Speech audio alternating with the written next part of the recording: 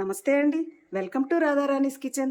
ఇవాళ వీడియోలో మరో హెల్దీ అండ్ టేస్టీ రెసిపీని పరిచయం చేయబోతున్నానండి. స్వచ్ఛమైన ఆవు నెయ్యితో తయారు చేసుకున్న బెల్లం మినప సున్నుండలండి. పిల్లలు పెద్దలు ఎంతో ఇష్టంగా తినే బలాన్నిచ్చే మినప సున్నుండలండి. చూసారా ఎంత చక్కగా వచ్చాయో. ఫస్ట్ టైం తయారు చేసుకున్నా కూడా ఈ కొలతలతో తయారు చేసుకుంటే చక్కగా వస్తాయండి. ఈ తయారీ విధానం మీకు తెలియాలంటే వీడియోని ఎక్కడా స్కిప్ చేయకుండా చివరి వరకు చూడండి. మినప సున్నుండలు తయారీ కోసం ముందుగా మినుములను వేయించుకోవాలండి. సున్నుండల తయారీ కోసం మనం మినపప్పన్న వేయించుకోవచ్చండి. ఇలా మినుములతో తయారు చేసుకున్నామంటే ఇంకా బాగుంటుంది. హెల్త్ పరంగా నడుముకి చాలా బలాన్ని ఇస్తుందండి. ఇలా డైరెక్ట్గా మినుములతో వేయించి చేసుకున్నట్లయితే సిమ్లో పెట్టుకుంటూ ఫ్రై చేయాలండి. హైలో పెట్టుకుంటే తొందరగా మాడిపోతుంది. మినుములు ఫ్రై చేసుకున్నప్పుడు ఎప్పుడైనా డైరెక్ట్గా మనం వేయించుకోకూడదండి. కడిగి 2 రోజులు ఆరబెట్టుకున్నాక ఇలా వేయించుకోవాలి. ఇసుక మట్టి ఏమీ ఉండదండి. మినుములు ఫ్రై అయిపోయాయండి. ఫ్రై అయిపోయాయని ఎలా తెలుస్తుంది అంటే చిన్నగా చిటపట సౌండ్ వస్తుందండి. సౌండ్ వస్తే ఫ్రై అయిపోయినట్లు. మీకు ఫ్రై అయిపోయా లేదా అనేది తెలియాలంటే మీకు చూపిస్తానుండండి. ఒక స్పూన్ తీసుకొని ఇలా న్యూస్ పేపర్లో వేసుకొని కొంచెం జస్ట్ ఇలా చూడండి. ఇలా నలిపినట్లయితే ఈ గింజలు ఇలా ఫ్రై అయినట్లు తెలుస్తుంది.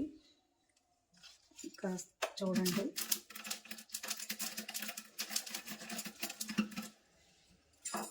లోపల ఉన్న పప్పు కూడా కలరు కనిపిస్తుంది కదా. ఇలా ఫ్రై అయిపోయినట్లండి. స్టవ్ ఆఫ్ చేసుకుంటున్నాను.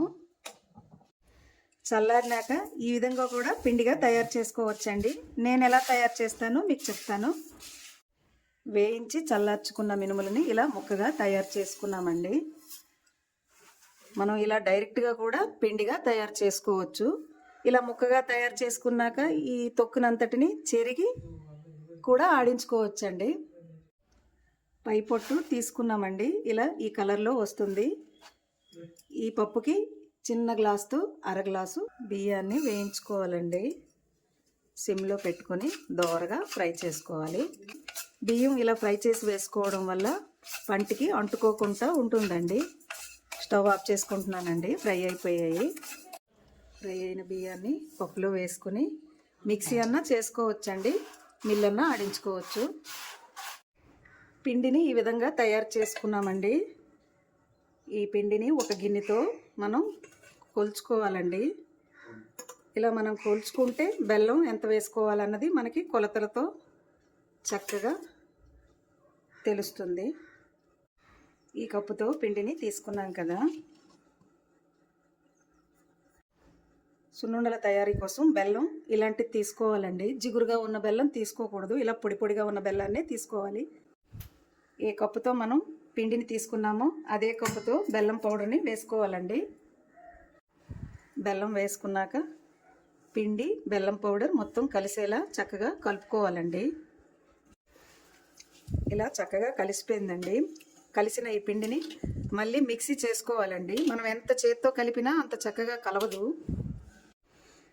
ఇలా మిక్సీ చేసుకున్నది బౌల్లో వేసుకుందాం.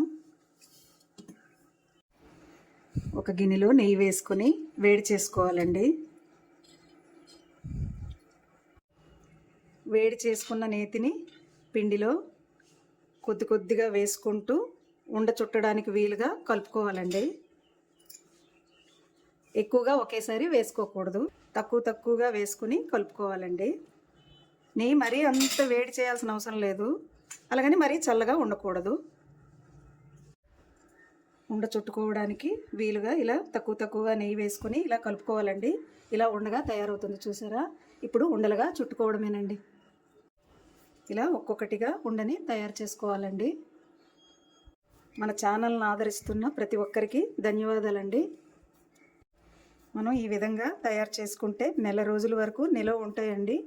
ఒకటి తినేవారు ఇంకా కావాలి అనిపించేలా రుచి ఉంటుందండి. అంత బాగుంటుందండి. ఇలా ఒక్కొక్కటిగా అన్నింటినీ తయారు చేసుకోవడమేనండి. ఈ వీడియో కనుక మీకు నచ్చినట్లయితే లైక్ చేయండి, షేర్ చేయండి, మా ఛానల్కి సపోర్ట్ చేయండి. Thanks for watching.